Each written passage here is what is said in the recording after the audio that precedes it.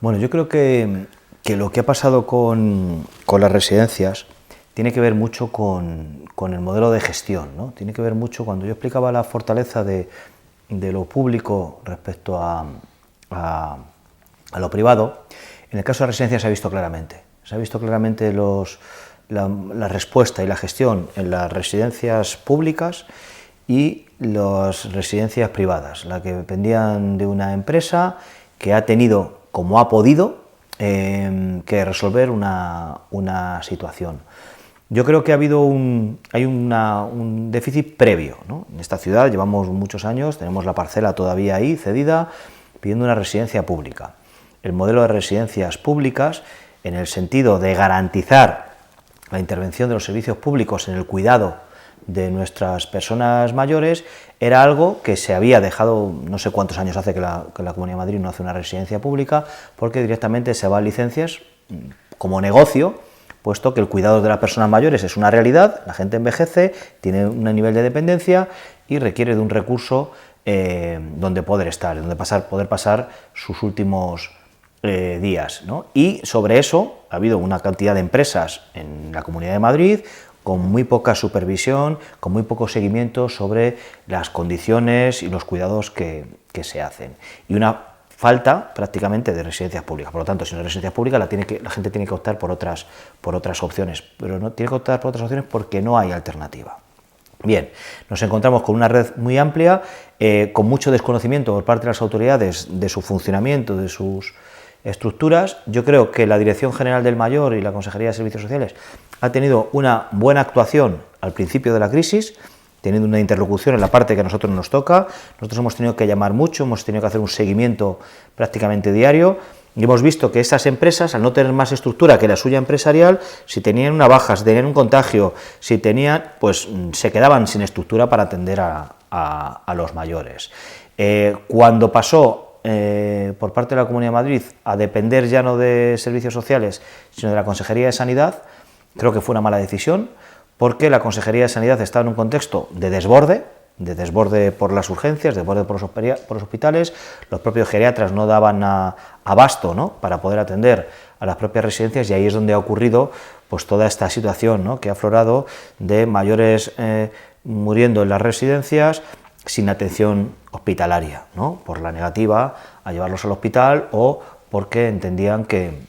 era una población que tenía que estar ahí confinada y un poco dejada a su suerte, ¿no? Y eso ha sido también otro indicador, ¿no?, de como sociedad, ¿no?, una reflexión de la gente que ha dado toda su vida, especialmente productiva, ¿no?, a la sociedad, cómo la sociedad se lo devuelve en sus últimos días, y cómo en nuestra ciudad, donde tenemos poco más de 75 vecinos y vecinas fallecidos, más de 50 son de las dos únicas residencias que tenemos, ¿no? Y en un contexto donde no te puedes despedir de tus hijos o de tus nietos, donde nadie te puede velar, y en el caso de los familiares, donde no han podido ni asistir a los entierros ni poderse despedir, ¿no? Ha habido un trato muy inhumano, y a mí no me gusta echar la culpa, porque yo creo que la culpa la tenemos como sociedad, ¿no? Y aquí no vale ya lo dije, aunque en algunos casos veníamos reivindicando otros modelos. Aquí lo que hay que hacer es una reflexión, y lo que hay que hacer es una reflexión de cómo hemos podido permitir que esto ocurra, y más allá de a ver quién le echamos la culpa, a ver quién mete en el juzgado la denuncia, o a uno o a otro, es qué vamos a hacer para que esto no vuelva a ocurrir, porque las residencias siguen igual y siguen con el mismo modelo de gestión, y qué control, qué supervisión y qué condiciones, tanto de las propias residencias, de situación de cómo están los residentes y qué condiciones tienen los propios trabajadores y trabajadoras de esos centros, para garantizar que los cuidados a nuestros mayores son preferentes. Porque si ahora tenemos un enfoque hacia los mayores como la población más vulnerable y por lo tanto a la que más debemos de proteger, pues tendremos que poner en marcha medidas y recursos públicos para garantizar eso. Y no hay una inversión pública ahora mismo suficiente para tejer una red que dé cobertura a los mayores que ya están en las residencias y a los que van a venir.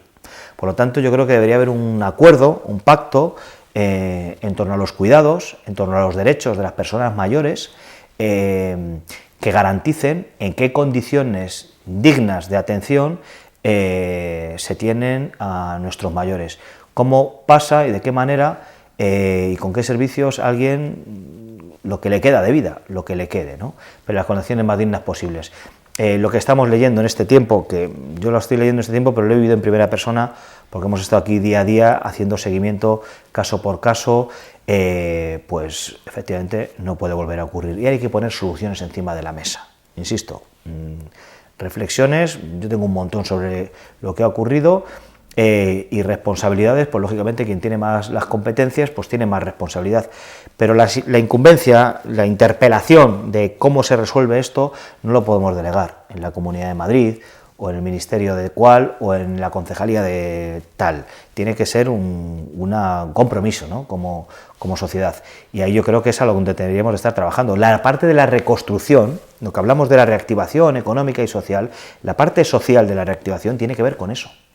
con cómo vamos a plantear. Creo que desde este lunes es cuando puede ir la gente a ver a sus mayores. Llevan 3 meses atemorizados, viendo cómo fallece el de al lado, sin poder comunicarse y teniendo solamente como conexión con el exterior lo que los medios de comunicación llevan transmitiendo estos 3 meses, que solo son muertos, miedo y situación de incertidumbre, ¿no? Por lo tanto, bueno, pues creo que nos tenemos que poner manos a la obra, ¿no? con ese tema, salir también de los espacios, de las zonas comunes, ¿no? Y ponernos a ver cómo vamos a gestionar los cuidados de los mayores. Y tiene que haber algún estatuto, tiene que haber alguna garantía que dignifique los derechos que tienen las personas mayores que tengan algún tipo de dependencia o que tengan que salir de su casa y estar en un centro, ¿no? Y esa es la clave, porque hemos visto además que el modelo de querer